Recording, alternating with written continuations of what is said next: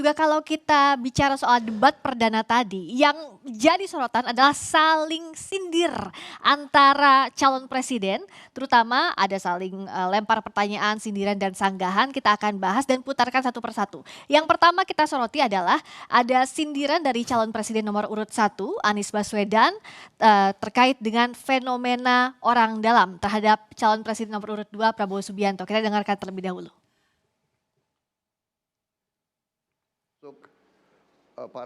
Jadi menggunakan teknologi yang disampaikan Mas Anies sudah betul. Fenomena ordal ini menyebalkan. Di seluruh Indonesia kita menghadapi fenomena ordal.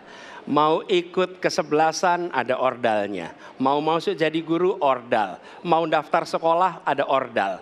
Mau dapat tiket untuk konser ada ordal. Ada ordal di mana-mana yang membuat meritokratik nggak berjalan. Yang membuat etika luntur. Dan ketika fenomena ordal itu bukan hanya di masyarakat, tapi di proses yang paling puncak terjadi ordal, maka rakyat kebanyakan, dan ini saya rasakan beberapa waktu yang lalu, beberapa orang guru berjumpa dengan saya dan mereka mengatakan, Pak, di tempat kami pengangkatan guru-guru itu mendasarkan ordal. Kalau tidak ada ordal, nggak bisa jadi guru, nggak bisa diangkat. Lalu apa jawabannya? Atasan saya bilang, wong yang di Jakarta aja pakai ordal, kenapa kita di bawah tidak boleh pakai ordal? Negeri ini rusak apabila tatanan itu hilang. Demokrasi, kekuasaan tertinggi ada di rakyat. Hakim yang tertinggi adalah rakyat. Tanggal 14 Februari, rakyat yang akan mengambil keputusan. Kalau kami tidak benar, salah, berkhianat, rakyat yang akan menghukum kami. Waktu masih ada, Bapak.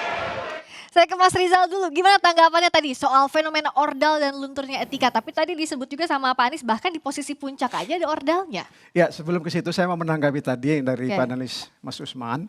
Saya perlu meluruskan istilah konservatif itu ya. Saya kira itu kategori yang tidak tepat karena tidak melihat secara komprehensif apa yang disampaikan oleh Pak Prabowo tadi.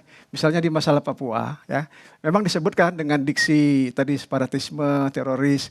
Kita harus bertanya dengan kosakata apa kita untuk menyebut ada kelompok bersenjata yang punya bendera sendiri dan ingin merdeka. Tolong sebutkan kosakata apa yang perlu disebutkan. Sebentar. Jadi enggak, sebentar, saya selesaikan dulu. Ini kan giliran saya. Setelah ini saya tanggapi ya. Kemudian teroris. Lihat fakta di lapangan. Ya, ada terjadi juga ya warga yang kemudian diintimidasi, kemudian ada juga rumahnya dibakar, bahkan ada di suatu tempat menjadi pengungsi. Ya, nah itu kosakata apa? Penggunaan kosakata kita bisa berdebat, tapi fakta di lapangan seperti itu. Nah belum lagi tadi Pak Prabowo menyebutkan ada hal-hal lain yang setuju, dialog setuju, keadilan untuk Papua setuju, kemudian merangkul yang ada di sana setuju. Bahkan kalau dilihat di luar acara debat tadi ada statement yang disampaikan Pak Prabowo soal Papua itu. Beliau akan menggunakan soft approach. Itu ada jejak digitalnya bisa ditemukan. Dan kemudian memberikan penawaran tertinggi untuk mengupayakan penyelesaian Papua. Yaitu melalui amnesti. Nah jadi itu saya ingin luruskan ya. Nah kemudian soal ordal tadi. Ini kan kaitannya dengan etika. Jadi kalau dipahami secara keseluruhan. Itu memang ada perkara 90 yang diputus oleh MK, yang kemudian dari itu memunculkan dibentuknya MK-MK. Tetapi di dalam putusan MK-MK itu tidak ada menilai soal putusan 90. Nah kemudian dalam perkembangannya ada lagi perkara lain, perkara 141. Di dalam perkara 141 itu 8 hakim secara keseluruhan tidak ada dissenting opinion, ya kemudian tanpa ada keterlibatan satu hakim lain yang disebut-sebut soal etika, itu ternyata sepakat bahwa tidak ada masalah dengan putusan perkara nomor 90. Nah jadi persoalan apa dengan itu? Nah, saya kira itu. Tadi ada dua hal yang berbeda, biar lurus dulu di sesi ini ke Bung Usman dulu, nanti baru soal yang etika tadi ke Bung Teguh Juwarno. Silakan ke Mas Jadi Usman dulu. lalu istilah apa katanya kan yang lebih tepat daripada separatis? Kalau seandainya kita membaca kajian Lemhanas, Lembaga Ketahanan Nasional milik pemerintah, kajian per Februari, mereka menyatakan bahwa kelompok pro kemerdekaan Papua, termasuk yang bersenjata, itu lebih tepat disebut sebagai kelompok pembebasan, bukan kelompok teroris. Kelompok teroris dan kelompok separatis ini sebenarnya dua istilah yang sangat bermasalah. Karena ketika disematkan kelompok teroris, pendekatan hukumnya menjadi pendekatan hukum yang luar biasa.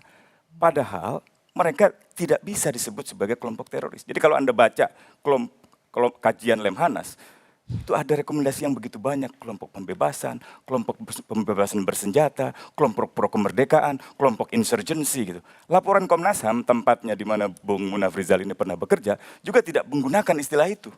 Mereka lebih menggunakan istilah kelompok pro kemerdekaan bersenjata. Bahkan Komnas HAM, tempat lembaga Bu Nafrizal ini bekerja, juga merekomendasikan dialog.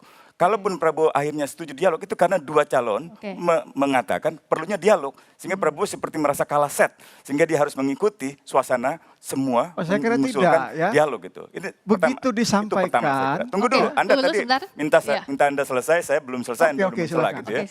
Jadi saya kira dalam kasus-kasus yang lainnya kelihatan sekali, misalnya dari putusan MK disebut ya. Putusan MK sebenarnya Prabowo memberi isyarat bahwa kita tahulah siapa yang mengintervensi. Sebenarnya yang tidak dikatakannya adalah yang mengintervensi penguasa. Tapi tidak ada keberanian untuk mengatakan itu. Karena ia berada dalam kubu yang didukung oleh pemerintah yang berkuasa saat ini. Sementara pertanyaan Ganjar yang menurut dia tadi dipotong oleh moderator yang saya kira pantas disebut kartu kuning gitu ya. Itu pertanyaan yang sangat penting. Pertanyaan itu bisa sebuah tanggapan. Ada yang disebut sebagai rhetorical question. Jadi orang bisa mengajukan pertanyaan bukan untuk dijawab, tetapi untuk mengatakan pendapatnya dalam bentuk pertanyaan. Jadi pertanyaan Ganjar tadi sebenarnya pernyataan yang sangat menohok. Tapi itu justru dihindari oleh yang ditanya dan oleh moderator sendiri. Saya kira itu kritik buat KPU dan moderator sekaligus. Ya, jadi ketika Pak Prabowo menyampaikan bersedia untuk memberikan penawaran tertinggi untuk menyelesaikan masalah Papua dalam bentuk amnesti yang itu belum tidak ada di dalam debat tadi. Enggak, saya ingin menyampaikan kita bahas debat. Enggak, saya ingin menyampaikan soal dialog. Ya tapi kita bahas sebentar, debat. nanti sampai ke sana. Ketika di luar menyampaikan itu, maka itu kan tidak akan serta-merta. Itu akan ada prosedur yang harus dilalui. Nah, ada komunikasi dialog. Nah, berarti apa? Berarti bersedia untuk berkomunikasi dengan pihak-pihak itu.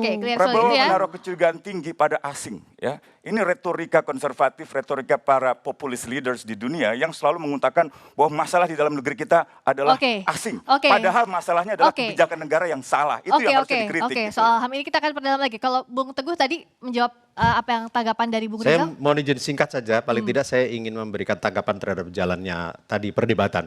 Satu hal yang perlu kita apresiasi terhadap seluruh kandidat bahwa perdebatan putaran pertama sudah berlangsung sangat dinamis, bagus sekali, ini sebuah pembelajaran politik yang baik buat publik kita. Kenapa? Karena masing-masing kandidat bisa mengutarakan visi, arah ke depannya, dan kemudian bisa mengutarakan pertanyaan atau daya kritis terhadap masing-masing kandidat yang lain. Kemudian responnya juga menurut saya cukup baik. Apa yang ingin kita tegaskan di sini bahwa kemudian publik bisa tahu secara jelas kira-kira pemimpin ke depan seperti apa. Kita tahu pemimpin adalah leader is a dealer of hope. Siapa yang akan memberi harapan yang lebih baik. Nah, terkait dengan fenomena orang dalam. Apa yang Mas Anies sampaikan ini menurut saya sangat lugas dan jelas karena dia ingin menegaskan bahwa yang namanya ikan itu busuk dimulai dari kepala.